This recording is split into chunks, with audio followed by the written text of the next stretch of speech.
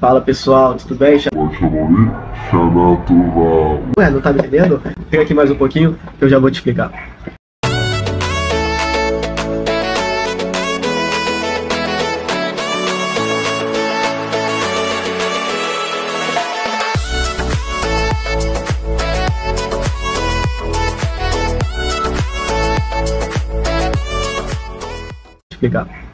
Opa, meu nome é Alan, eu sou o Javier aqui do Bnei Akiva. E para explicar para vocês como é que eu tô falando Shana Tová e Parashá Vaishlach, eu vou ter que contar algumas histórias primeiro.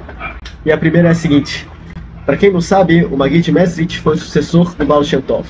Então quando começa a Hassedut, esse rabino Baal Shem Tov, ele precisa de um aluno, e o Maggid Mesrit acabou sendo o escolhido. Só que nessa caminhada, que ele ficou 13 anos, ele ficou muito doente. Ficou acamado, ele não podia se levantar, e os médicos proibiram qualquer tipo de visitação. Ele ficou em quarentena no quarto. Os alunos ficaram muito preocupados. Nosso Rebbe tem que nos ensinar, tem que melhorar. A gente não pode deixar ele assim. Então começaram a escrever muitas cartas, enviaram para vários rabinos, e uma delas chegou do Rabbi Pinchas. E ele tinha uma forma muito boa, que ele rezava e era atendido. Só que ele rezou, não aconteceu nada. Então ele decidiu empacotar essas coisas, foi para casa do Maggid Mesrit. Chegando lá, ficou na antessala, não podia entrar obviamente, e começa a fazer Teilim, Refosh Lemar, até que ele olha pro chão, vê um papelzinho pequeno. Quando ele vai ler, são coisas de Hassidut. Nisso ele começa a ficar um pouco afobado, eufórico. Ué, o que está acontecendo? Por isso que ele está doente, porque tem um pedaço de Torá no lixo dele. Só que nessa hora, algo sensacional aconteceu, algo muito grandioso, que é o seguinte: uma outra história. Agora Zaken, ele entra e começa a explicar. Ele fala: Rabbi Pinchas, vou te contar uma história muito boa. Imagina agora que um rei mais rico, o rei mais poderoso do mundo, ele tem um filho que está muito doente. Não consegue se levantar, está acamado, não consegue comer nada, está muito abalado. E ele chama um médico, ele não resolve. Chama outro médico, não resolve. Até que chama todos os médicos e ninguém sabe o que fazer. Ele começa a ficar mais pensativo. Meu filho corre perigo, eu não consigo ajudar. Até que esses médicos conseguem fazer um comitê ali de última hora.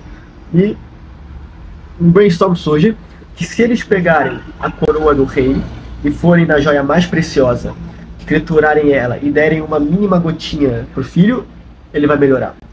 O rei fala: pega a coroa inteira. Não tem problema. Então eles pegam aquela joia, aquele diamante, aquela safira, enfim, não importa. Eles fazem ali uma poçãozinha, dão uma mínima gota porque ele não consegue comer muito e jogam o resto fora. O Rabbi Pinchas falou: onde você quer chegar? Relaxa que eu vou te explicar agora. Aquela joia que está ali é a Hassidut. E mesmo que ela venha para esse mundo e apenas o Yehudi consiga comer e digerir um pouquinho daquilo, não tem problema, valeu a pena. Pode jogar o resto do mundo fora. E a partir daquilo eu estava tendo uma guerra espiritual muito em cima para saber se a Hassidut podia ser divulgada no mundo ou não. E depois dessa história do Morazaken, ficou decidido que pode. Para poder juntar isso com a Parashá Vaishlach, eu não vou falar sobre Yaakov Avinu, mas sim de Rachel Imenu. Infelizmente temos o trágico fim dela, que a Torá conta em poucos psukim que eles estavam andando, fizeram uma parada, ela faleceu no parto de Binyamin, e ela teve que ser enterrada fora de Merat HaMachpelah. E Yaakov Avinu já sabia disso, porque no seu primeiro encontro, ele já tinha visto profeticamente que não poderia ser enterrado com ela. Mas nem tudo é coisa ruim, porque disso surgiu algo muito bom. Rachel Imenu ficou responsável por todos os judeus da Galut. Como assim? No livro de Irmial, quando o povo está sendo exilado para a Babilônia, Rachel Imenu é a pessoa que se eleva em seu túmulo e começa a pedir para Deus para que os seus filhos sejam resgatados. E todos eles voltem para casa e ninguém fique para trás, porque assim como uma mãe clama para o seu filho, Rachel Imenu clama pelo seu povo, que é Am Israel. E muitas histórias surgem disso. Os sábios falam também que a gente tem a famosa frase Veshavu Vale Kulam, que a Rachel Imenu não consegue descansar até que todos seus filhos voltem para casa. E uma outra história, para deixar essa aqui mais história, foi, se eu não me engano, na guerra de 2014, que tivemos contra o Hamas também. E muitos soldados, quando iam entrar numa casa, aparecia uma figura misteriosa, uma figura feminina, e falavam: não entra aqui, é uma armadilha. E pouco tempo depois a casa explodia ou tinha alguma coisa, e naquele final o soldado era salvo. E só que isso não aconteceu com um, aconteceu com vários, com 2, com 3, com 4, com 5, e histórias em pouquíssimo tempo. E no final ficou claro que era Rachel Imenu salvando seus filhos.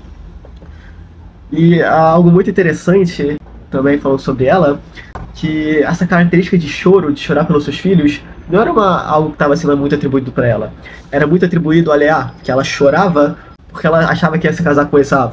Só que depois de tanto convívio, Rachel aprendeu que essa linguagem de choro não é simplesmente algo tão ruim, ela também tem algo muito bom. Que os sábios falam também que a reza de uma pessoa só é escutada em duas ocasiões. Uma, se ela reza com minyan, e dois, se ela reza chorando com todo o coração e toda a alma. E essa é a função de Rachel Imenu, é a função que ela atribuiu para si, de ser enterrada em Beit Lehem. Eu pude ter o mérito de estar lá há pouco tempo atrás, e realmente lá tem comida, tem gente rezando o dia inteiro, só não tem colchão pro pessoal dormir lá. Porque se pudesse, eu tenho certeza absoluta que teria maluco para fazer isso. E que Bezrat Hashem agora, que todos os reféns que estão agora em Gaza possam voltar.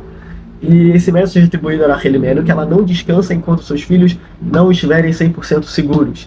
E que Bezrat Hashem Mashiach chegue logo, e a Geulah se torne cada vez mais real. Yam Israel, Be'eretz Israel, Al Pi Torat Israel, Shabbat Shalom e Shana Tovah.